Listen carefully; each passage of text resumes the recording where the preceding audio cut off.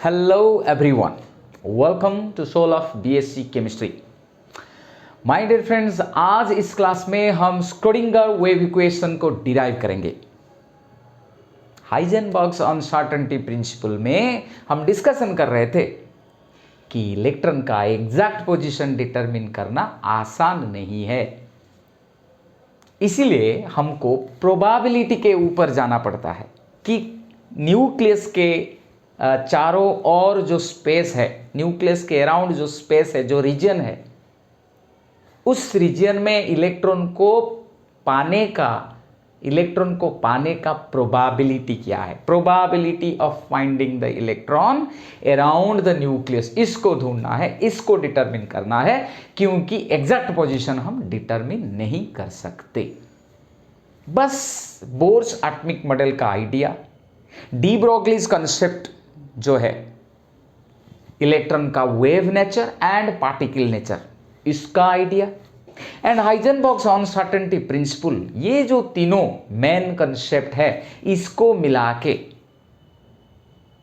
Schrödinger ऐसा एक equation, differential equation हमको देंगे जिसको सॉल्व करके हम इलेक्ट्रॉन का प्रोबेबिलिटी न्यूक्लियस के अराउंड में क्या है इसको डिटरमिन कर सकते हैं।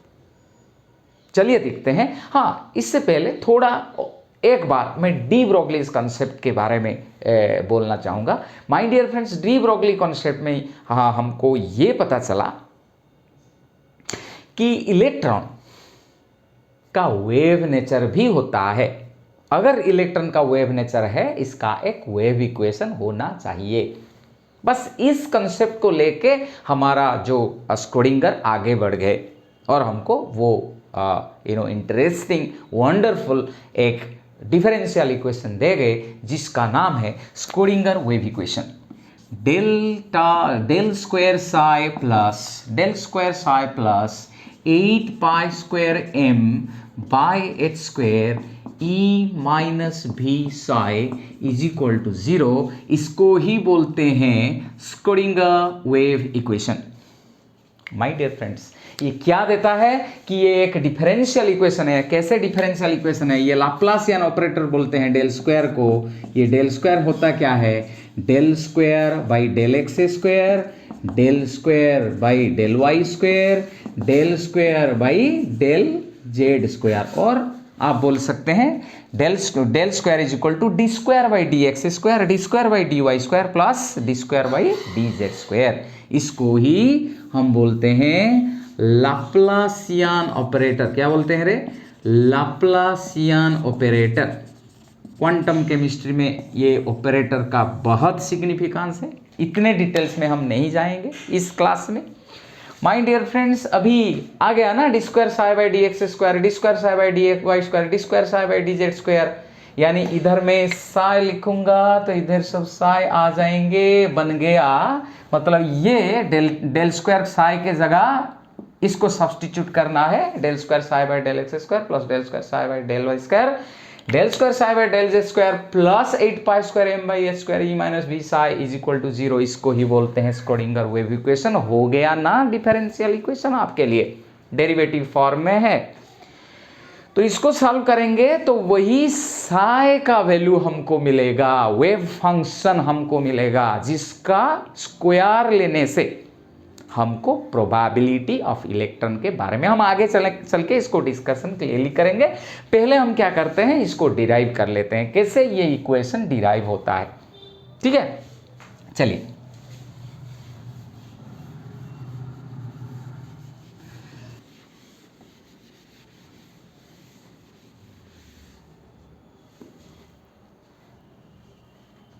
अगर इलेक्ट्रॉन का वेव नेचर है, इसके लिए एक wave equation, classical wave equation apply हो सकता है। ठीक है, जैसे कि हम लिखेंगे for any particle having wave nature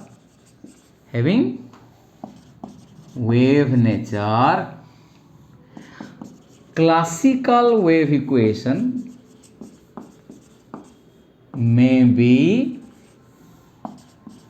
retain as follows. कैसे लिखेंगे, कैसे लिखेंगे? साय है, ये होता है वेव फंक्शन, ये होता है वेव फंक्शन। ए क्या होता है? Maximum amplitude. क्या होता है my dear friends? Maximum amplitude. ठीक है, ये एक साइनोसॉइडल वेव के जैसा है, sine 2 pi x by lambda. ये है डिस्प्लेसमेंट किस डायरेक्शन में हो रहा है? Displacement along x direction. यानी अगर मैं ऐसा लेता हूं तो वेव किस तरफ जा रहा है? वेव एक्स डायरेक्शन के ओर जा रहा है। और जैसे कि हमारे लिए ऐसा एक वेव है, ये वेव हमको ये बताता है। ठीक है, so psi is equal to A sine 2 pi x by lambda. Maximum बोलने से ये होता है मैक्सिमम वैल्यू, है ना, ये मैक्सिमम वैल्यू। अगर इधर जैसे कि ना a is equal to sine x cos x, sine and cosine waves, इतने ज़्यादा डीप हम नहीं जाते हैं, जस्ट आइडिया में देता हूँ। जो भी हो, ये होता है हमारे लिए वेव फंक्शन, जिसको लेके हमको स्क्रोडिंगर वेव इक्वेशन डिराइव करना है। So psi is equal to a sine 2 pi x by lambda. Lambda क्या होता है माय डियर फ्रेंड्स? वेवलेंथ। ये होता है वेवलेंथ, यानी 2 कंसेक्यूटिव क्रेस्ट और ट्रफ के बीच में जो डिस्टेंस है, इसको बोलते हैं वेवलेंथ। ठीक है, तो चलिए ये जो वेव फंक्शन है, इसको लेके कैसे हम आगे चलेंगे।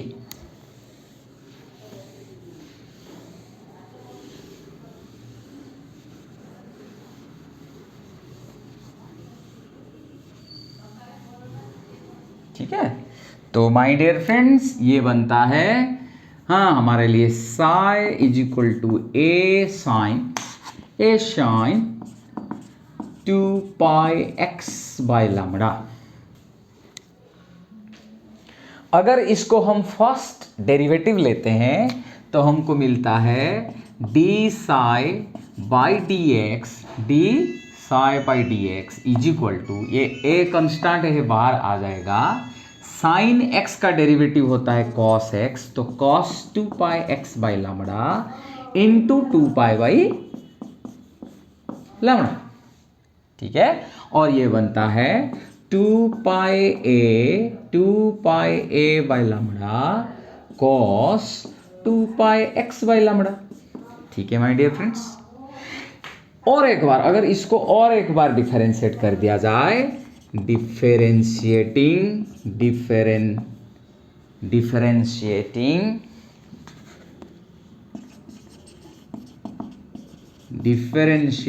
इक्वेशन 1, ये होता है इक्वेशन 1, इसको और एक बार डिफरेंशिएट करेंगे माय डियर फ्रेंड्स, हमको क्या देगा? Differentiating equation 1, we have now this d by d x of d psi by d x, यानी ये क्या बन गया? D square, second derivative d square psi by d x square is equal to, इसका derivative लेना है 2 pi A by lambda, ये constant है, बाहर आ गए, कॉस एक्स का डेरिवेटिव होता है माइनस साइन एक्स, तो ये बनता है minus sine 2 pi x by lambda, ये डेरिवेटिव बन गया। इस cos 2 pi x by lambda का डेरिवेटिव होता है minus 2 pi x by lambda into 2 pi by lambda. So minus बाहर आ जाता है, ये 2 पाई बाई लैम्डा, ये 2 पाई ए बाई लैम्डा, यानी 2 pi by lambda 2 pi by lambda, ये बनता है minus 4 pi square a by lambda square sine 2 pi x by 2 pi x by lambda. यानी ए साइन ये जो a sine 2 pi x by lambda हमारे लिए साय था, इसीलिए इसको हम लिखेंगे माय डियर फ्रेंड्स, क्या लिखेंगे? हम लिखेंगे a sine 2 pi x by lambda के लिए लिखेंगे, फाइनली हमको मिलता है d square psi by d x square is equal to 4 pi square by lambda square psi. ठीक है, अगर ये माइनस को इधर ले आएंगे, ये बनता है हमारे लिए इक्वेशन 2, ये बनता है हमारे लिए इक्वेशन 2, और ये माइनस को इस साइड पे ले आते हैं तो हमको मिलता है माय डियर फ्रेंड्स, हमको मिलता है कि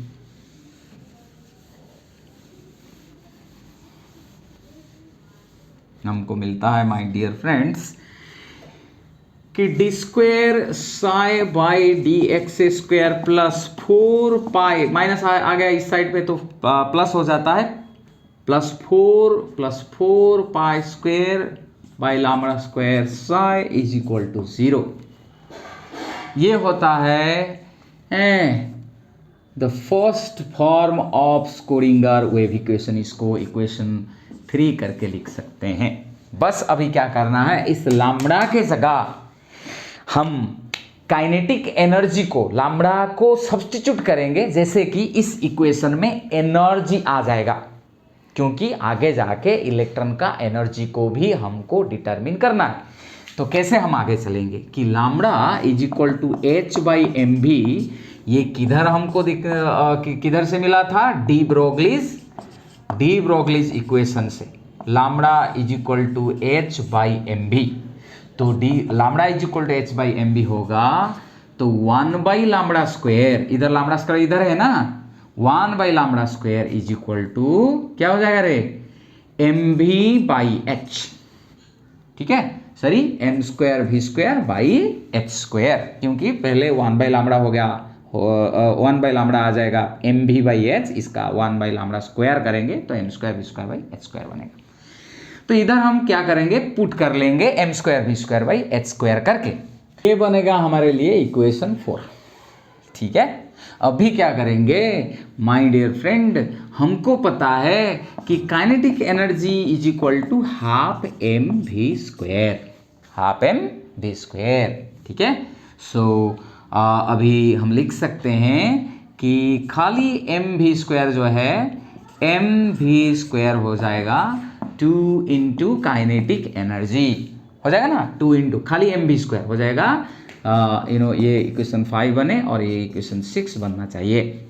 सो खाली एम वी स्क्वायर, क्यों हम एम वी स्क्वायर को लाते हैं कि इधर भी एम वी स्क्वायर है, इधर भी हम एम वी स्क्वायर पा सकते हैं। ये वैल्यू को लेके इधर इनकॉर्पोरेट करना है, ये जो 1 बाई लैम्ब्डा स्क्वायर इधर आ रहा है, उस 1 बाई लैम्ब्डा स्क्वायर को हमको सब्स्टिट्यूट करना है काइनेटिक एनर्जी को लेके।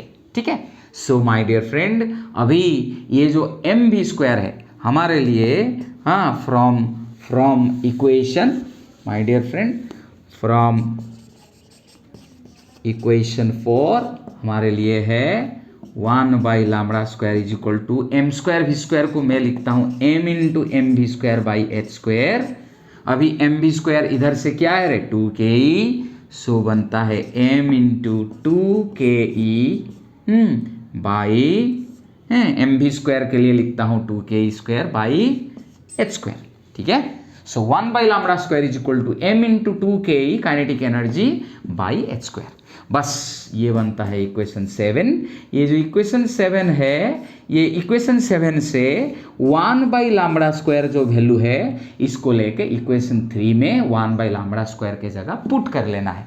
तो हमको क्या मिलता है, हम आगे बढ़ेंगे। जिसके बाद मैं जो लिख रहा हूं माय डियर फ्रेंड्स वैसे ही लिख लेना, इसका नोट्स भी आपको मिल जाएगा। ठीक है, सो अभी हम लिखेंगे d square psi by d x square plus 4 pi square इधर था, अभी मैं 1 by lambda square into psi is equal to 0 करके लिखता हूँ। फिर लिखूंगा d square psi by d x square plus 4 pi square into 1 by lambda square के जगह m into 2ke by h square psi is equal to 0। ठीक है, अभी क्या करेंगे माय डियर फ्रेंड्स, अभी तो आ गया ये 1 बाई लैम्ब्डा स्क्वायर इधर पुट हो गया, इसका जरूरत अभी नहीं है, आपको कंटिन्यूस लिखना है जैसे मैं बोलता जाता हूं। अभी बन गया d square psi by d x square plus ये 2 इधर मल्टीप्लाई हो जाएगा 8 pi square m by h square into kinetic energy into psi is equal to 0। But my dear friends, हमको पता है टोटल एनर्जी किसी भी पार्टिकल का टोटल एनर्जी होता है kinetic energy plus potential energy. यानी kinetic energy plus potential energy को अगर V लिखेंगे, पोटेंशियल एनर्जी के लिए क्या लिखेंगे रे माय डियर फ्रेंड? V लिखेंगे। तो खाली काइनेटिक एनर्जी क्या बनेगा? टोटल एनर्जी से V सब्ट्रैक्ट हो जाएगा, सो E माइनस V। ठीक है, सो काइनेटिक E मतलब E total energy minus potential energy is equal to kinetic energy. इसको करते हैं इक्वेशन 8। ठीक है, इक्वेशन 8। वो इक्वेशन 8 से काइनेटिक एनर्जी का वैल्यू जो E माइनस V है इधर सब्स्टिट्यूट करना है। तो फाइनली हमको मिलता है क्या है रे माय डियर फ्रेंड? हम पाते हैं अभी फाइनल इक्वेशन क्या है रे भाई? सो बनता है हमारे लिए d square psi by d x square. Let me change the marker.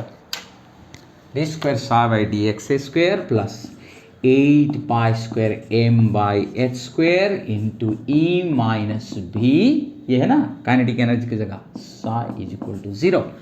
ये होता है स्क्रोडिंगर वेव इक्वेशन। ये क्या है रे? Schrödinger wave equation in 1 dimension, क्योंकि बस इधर वेरिएबल x है, डिमेंशन। ठीक है, अगर इसको हम 3 डिमेंशन में लिखेंगे, क्यों 3 डिमेंशन में लिखेंगे? क्योंकि बोर्स एटॉमिक मॉडल में ये प्लानर सेल के बारे में और बिट के बारे में बोलते थे बोर कि इलेक्ट्रॉन एक सर्कुलर पाथ में न्यूक्लियस के चारों ओर घूमता है।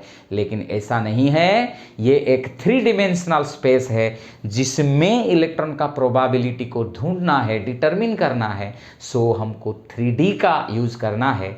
ये इक्वेशन को अगर हम 3D में कन्वर्ट करेंगे तो और भी 2 वेरिएबल लाएंगे y एंड z। सो ये बन जाएगा d square psi by d x square plus d square psi by d y square plus d square Sai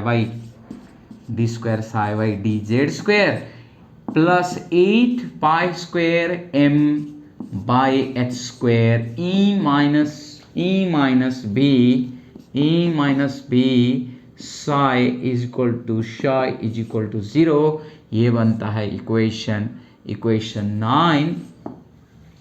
और अभी जैसे कि मैं बोला था लाप्लासियन ऑपरेटर, पूरा ये जो d square psi by d x square d square psi by d y square d square psi by d z square के लिए मैं लिख सकता हूँ Laplacian operator del square psi plus 8 pi square m by h square E minus V psi is equal to 0. Finally, we obtained the final equation, Schrödinger wave equation in 3 dimension। जैसे कि पहले वाला खाली 1 डायमेंशन में था, D square psi by d x square. अभी ये तो डिराइव हो गया माय डियर फ्रेंड्स। अभी ये जो इक्वेशन बन रहा है हमारे लिए, इसका सिग्निफिकेंस क्या है? What is the significance of Schrodinger wave equation? इसको डिस्कशन करेंगे। फिर साई एंड साई स्क्वायर का क्या सिग्निफिकेंस है, इसको डिस्कशन करेंगे, क्लास एंड करेंगे। ठीक है, okay, thank you my dear friends. जैसे कि मैं लिख रहा हूं ऐसे ही लिखना है। अब चलेंगे सिग्निफिकेंस क्या है स्क्रोडिंगर वेव इक्वेशन का।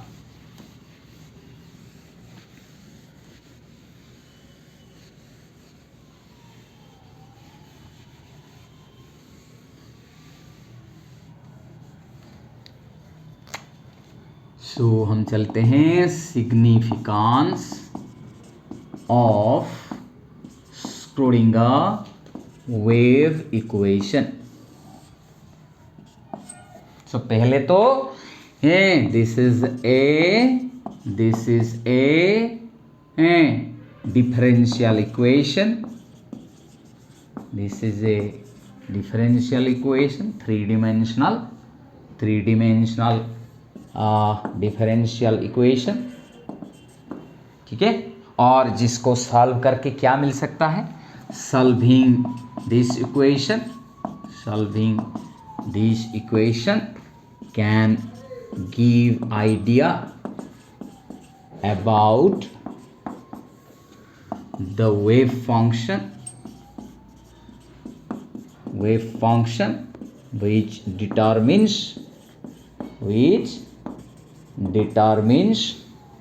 the position and energy of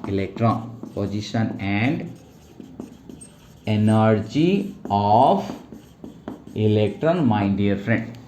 तो क्या इसका मतलब है, जैसे कि ये जो एक डिफरेंशियल इक्वेशन है, जैसे कि हम लिखे थे D square psi by d x square, जो था हमारे लिए इक्वेशन, अभी इसको सॉल्व करेंगे तो मेनी सॉल्यूशन आएगा। किसका, वे, क्योंकि हमारे लिए इक्वेशन है डी स्क्वायर, यानी पूरा लिखता हूं शॉर्ट में, del square psi by del square psi plus 8 pi square m by h square into E minus V psi is equal to 0। यानी इसको सॉल्व करेंगे तो हमको क्या मिलेगा, वही साई ही मिलेगा, एक वेव फंक्शन ही मिलेगा। क्या मिलेगा, एक वेव फंक्शन मिलेगा, जैसे कि ऊपर ये ही लिखा हुआ है। ये डिफरेंशियल इक्वेशन को सॉल्व करेंगे तो मेनी सॉल्यूशन, ये डिफरेंशियल इक्वेशन का मेनी सॉल्यूशंस है, लेकिन हर एक solution can not be accepted. समझ रहे हैं ना मेरे बात। इसको सॉल्व करेंगे तो मेनी वेव फंक्शन हमको आएगा, लेकिन जो वेव फंक्शन हमारे लिए एक्सेप्टेबल है, इसका कंडीशन क्या है, किस कंडीशन में एक वेव फंक्शन को हम एक्सेप्टेबल करके मानेंगे। माय डियर फ्रेंड्स, अभी क्या है, इसको ही हमको लिखना है। तो फर्स्ट पॉइंट में कि ये जो सिग्निफिकेंस ऑफ स्क्रोडिंगर इक्वेशन क्या है, एक डिफरेंशियल इक्वेशन है जिसको सॉल्व करके हम वेव फंक्शन पा सकते हैं, जो इलेक्ट्रॉन का पोजीशन, एनर्जी के बारे में हमको आइडिया दे सकता है। लेकिन ये डिफरेंशियल इक्वेशन का मेनी सॉल्यूशंस है, एंड सॉल्यूशन से जो वेव फंक्शन हमको मिलेगा, हर एक वेव फंक्शन एक्सेप्टेबल नहीं है।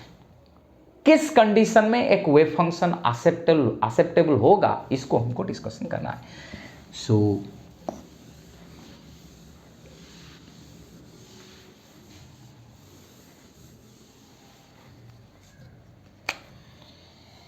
हम लिखते हैं वही फर्स्ट पॉइंट में, conditions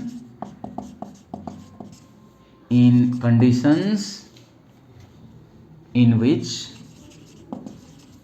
wave functions are acceptable, conditions in which wave functions are acceptable। Okay my dear friends, अभी क्या करेंगे हैं, कंडीशन ए और condition first I, the wave function must be finite. क्या है, wave function must be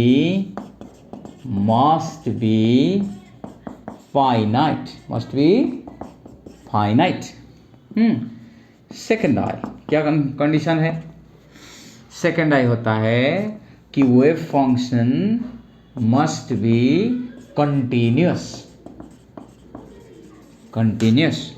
third I, wave function must be single valued.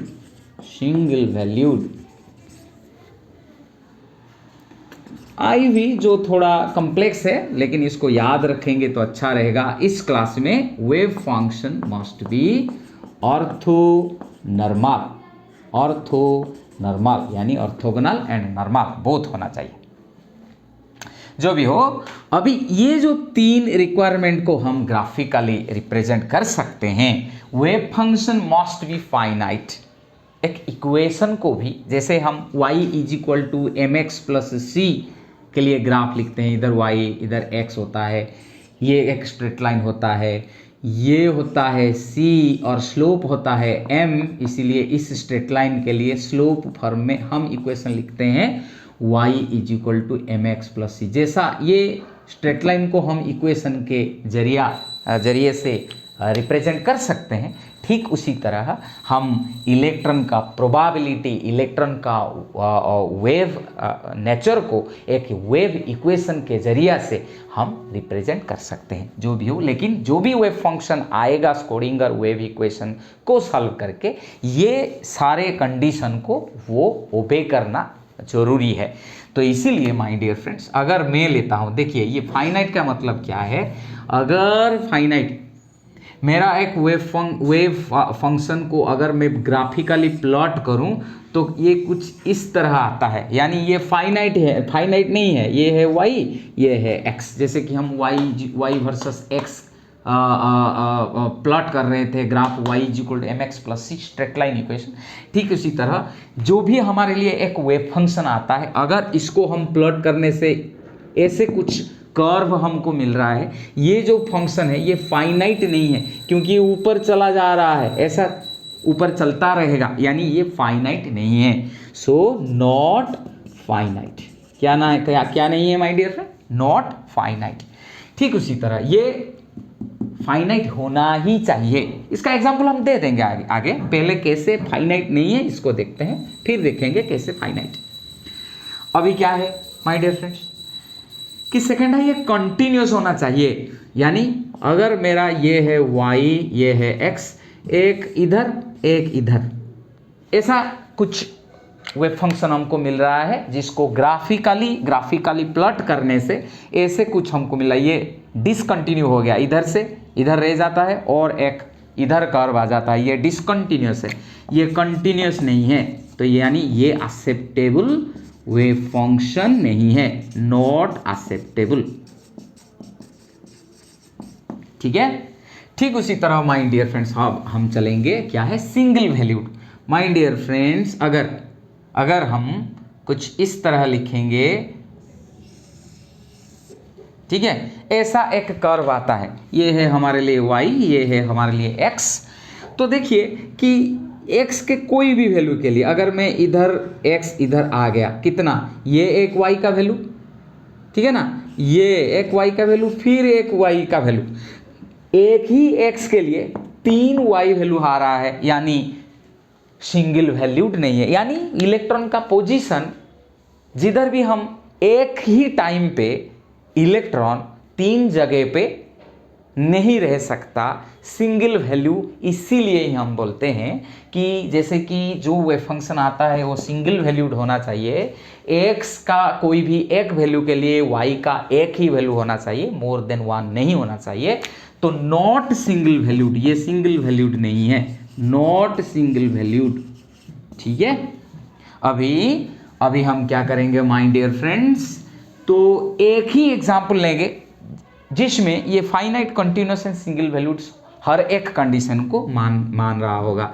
My dear friends अगर हम ऐसा कुछ इक्वेशन लेंगे, ठीक है, एक इक्वेशन हम ये ऐसे लेते हैं, इधर ही फाइनाइट हो गया, ये आगे जाता नहीं है, यानी y वर्सेस x का जो ग्राफ है पहले फाइनाइट हो गया, फिर कंटिन्यूस है, किधर भी और कर्व नहीं है जो डिसकंटिन्यूस हमको देगा, ये कंटिन्यूस भी है, फाइनाइट भी है, क्योंकि इधर कंप्लीट एंड कंप्लीट। फाइनाइट क्यों है? क्योंकि इलेक्ट्रॉन को पाने का प्रोबेबिलिटी होल स्पेस में 1 होना चाहिए।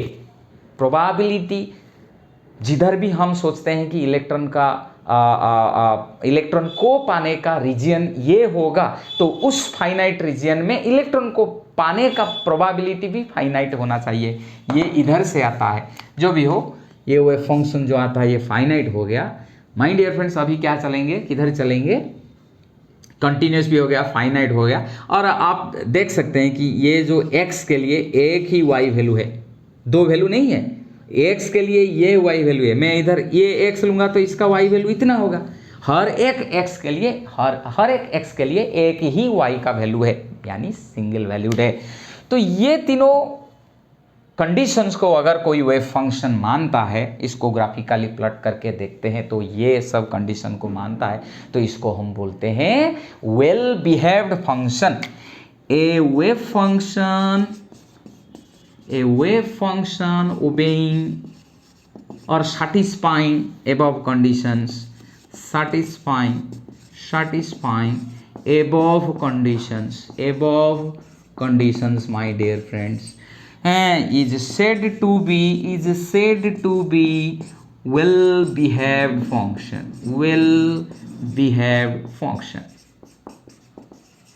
ठीक है, तो ये पॉइंट 1 के बाद रहता, ये जो वेव इक्वेशन हमारे लिए है, ये है वेल बिहेव्ड फंक्शन, यानी एक्सेप्टेबल वेव फंक्शन। क्या है रे? Acceptable wave function. ठीक है, तो ये था first significance of Schrodinger wave equation.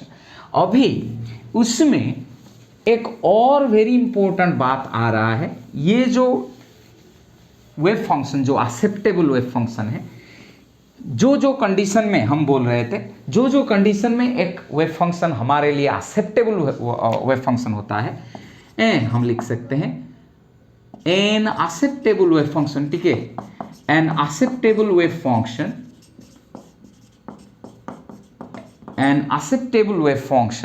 Can be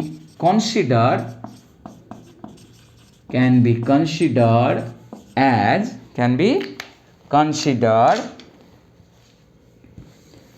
an acceptable wave function can be considered as eigenfunction। eigenfunction एक acceptable wave function है। कितने सारे वेव फंक्शन जो एक्सेप्टेबल नहीं है, इसको हम रिजेक्ट कर देते हैं। जो वेव फंक्शन हमारे लिए ये तमाम जो कंडीशंस है इसको सेटिस्फाई करते हैं, हमारे लिए वो एक्सेप्टेबल वेव फंक्शन यानी आइगन फंक्शन हो जाते हैं। और ये आइगन फंक्शंस का जो करेस्पॉन्डिंग एनर्जी हमको मिलता है ये वेव फंक्शन से, इसको बोलते हैं eigen values. The corresponding energy values, ऐसा ही लिखना है अगर significance of Schrodinger wave equation पूछता है तो। The corresponding energy values are called the eigenvalues, ठीक है। एक्सेप्टेबल वेव फंक्शन कैसे होता है, इसको कंडीशन लिखना है और लिखना है कि एक्सेप्टेबल वेव फंक्शन हमारे लिए आइगन फंक्शन होता है और इसका करस्पॉन्डिंग एनर्जी को आइगन वैल्यूज बोलते हैं। ये फर्स्ट पॉइंट का पार्ट है। और क्या सिग्निफिकेंस है माय डियर फ्रेंड्स? और नेक्स्ट है कि ये वेव फंक्शन को हम हाइड्रोजन आटम के लिए लिखेंगे तो क्या होगा। सो हम इसको लिखेंगे Schrödinger wave equation for hydrogen atom. कि पोटेंशियल एनर्जी ऑफ इलेक्ट्रॉन कैसे हम जैसे कि बोर्स एटॉमिक मॉडल में जब हम डिटरमिन कर रहे थे पोटेंशियल एनर्जी ऑफ इलेक्ट्रॉन बनता है -Z²/r। ठीक है, -Z²/r। तो अगर -Z²/r है तो फॉर हाइड्रोजन एटम Z = 1, यानी potential energy is equal to V -E²/r। यानी इसको, ये जो V के जो वैल्यू है इसको हम पुट कर लेंगे स्क्रोडिंगर इक्वेशन में, तो हमको मिलेगा ∇2 psi + 8π² m/h² into E -E²/r E-B psi is equal to 0, यानी माइनस प्लस हो जाएगा, ये बन जाएगा E + A²/r psi is equal to 0। ये होता है Schrodinger wave equation for hydrogen atom. ठीक है, ये बनता है हमारे लिए next significance number 2। Schrödinger wave equation का सिग्निफिकेंस होता है पॉइंट 2। अभी हम क्या करेंगे, थर्ड सिग्निफिकेंस क्या होता है।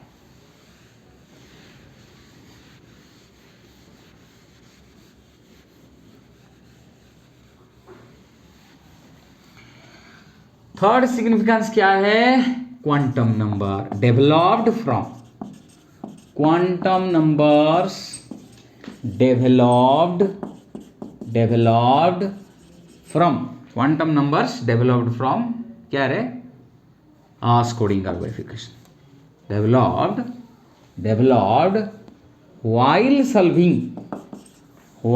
solving Schrödinger wave equation.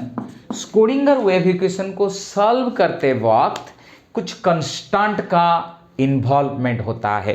वो कंस्टेंट जैसे कि जब हम सॉल्व करते हैं स्क्रोडिंगर वेव इक्वेशन को तो n, l एंड m करके 3 क्वांटम नंबर उधर जरूर होता है। n होता है principal quantum number, azimuthal quantum number and magnetic quantum number करके हमको 3 कंस्टेंट का नीड होता है जब हम स्क्रोडिंगर वेव इक्वेशन को सॉल्व करते हैं। ये जो कंस्टेंट है इनको हम बोलते हैं क्वांटम नंबर्स। क्या बोलते हैं my dear friends? Quantum numbers. ठीक है, ये होता है कैसे? स्क्रोडिंगर वेव इक्वेशन से ही हमको क्वांटम नंबर्स मिले हैं। द फोर्थ क्वांटम नंबर जो स्पिन क्वांटम नंबर है वो जरूरी नहीं होता इधर while solving Schrödinger wave equation. बस ये 3 क्वांटम नंबर ही स्क्रोडिंगर वेव इक्वेशन को सॉल्व करने से मिलते हैं। अभी और क्या ले सकते हैं कि स्क्रोडिंगर वेव इक्वेशन हमको इलेक्ट्रॉन का, हम लिख चुके हैं इसको कि स्क्रोडिंगर वेव इक्वेशन का सॉल्यूशन से इलेक्ट्रॉन का पोजीशन एंड एनर्जी हमको मिलेगा। ठीक है, अभी चलेंगे significance of psi and psi square. First आता है significance of psi. So first है it's a wave function, it's a wave function. It gives amplitude of the wave, amplitude of the wave. It gives amplitude of the wave, my dear friend.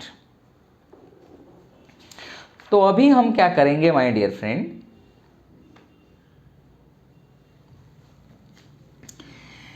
ये जो wave function है it is obtained from the solution of Schrödinger wave equation। ठीक है, and क्या है? only acceptable or well behaved functions, or eigen functions are considered, the rest are rejected। यह है significance of Sai. फिर चलेंगे significance of Sai square. Significance of Sai square,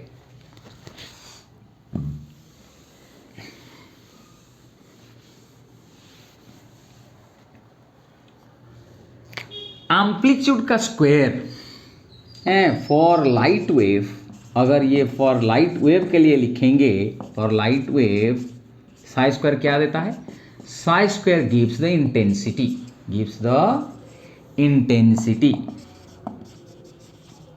intensity क्या है मतलब? माय डियर फ्रेंड्स, इधर एक बल्ब है, इधर एक इलेक्ट्रिक बल्ब है माय डियर फ्रेंड्स। जैसे कि चारों ओर ये क्या आता है रे? वेव निकलता है, एक यूनिट वॉल्यूम या फिर यूनिट एरिया में एक यूनिट वॉल्यूम और यूनिट एरिया ले लूँगा तो उनमें ये जो यूनिट वॉल्यूम या फिर यूनिट एरिया है उसमें कितने वेव जाते हैं, जितने ज़्यादा वेव जाएगा उतना इंटेंसिटी होगा।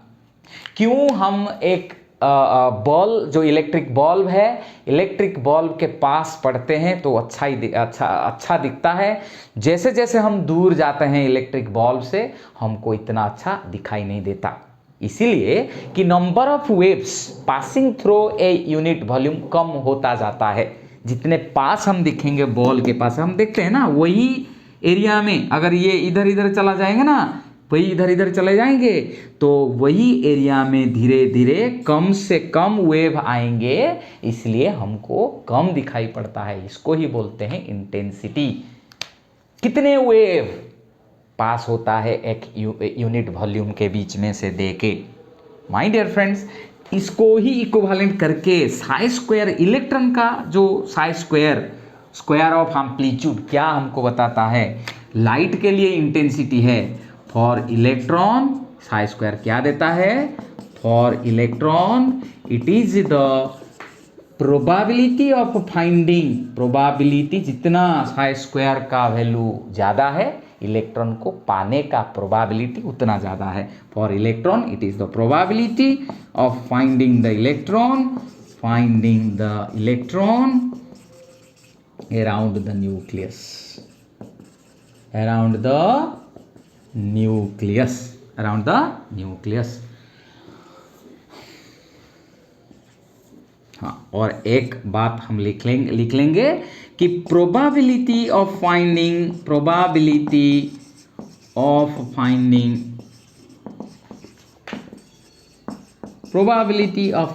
the electron over whole space, जैसे कि मैं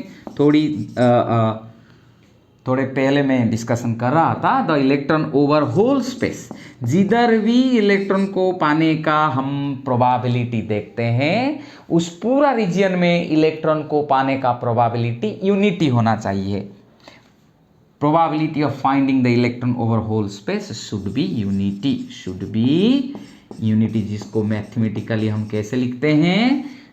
minus infinity to plus infinity, इसके बीच में psi square d x d y d z, d x d y d z, पूरा होल स्पेस हो गया ना, d x d y d z is equal to, इसको डी टाउ करके कभी कभी लिखते हैं, is equal to 0, sorry is equal to 1, ठीक है, इज इक्वल टू 1। तो जो भी हो अब हाँ, और एक बात, इसका मतलब क्या है? Probability of finding the electron over whole space should be unity. My dear friend, जैसे कि मैं बोल रहा था कि अगर एक छोटा पॉट में, छोटा वेसल में एक मछली होगा जिसका पोजीशन आपको पूरा अच्छे तरह से पता है, हाथ डालेंगे तो इसको बाहर लेके आ सकते हैं, क्योंकि वो मछली छोटे जगह पे है। वो पॉट में, वेसल में जो मछली है, अगर इसको आप कोई पॉन्ड में, तालाब में लेके छोड़ देते हो, तो अभी इलेक्ट्रॉन का पोजीशन आपको पता है या नहीं? डेफिनेटली पता है, क्योंकि ये जो मछली है वो तालाब में कहीं ना कहीं पे वो होगा। मतलब वो मछली को पाने का प्रोबेबिलिटी पूरा तालाब में एक ही है, होल स्पेस में मछली को पाने का प्रोबेबिलिटी यूनिटी। बस मछली के जगह आप इलेक्ट्रॉन को ले सकते हो। Okay my dear friend, thank you so much. आज के लिए क्लास इतना ही, फिर और एक क्लास में और एक बढ़िया सा क्लास लेके आएंगे। Thank you so much, see you next, bye bye.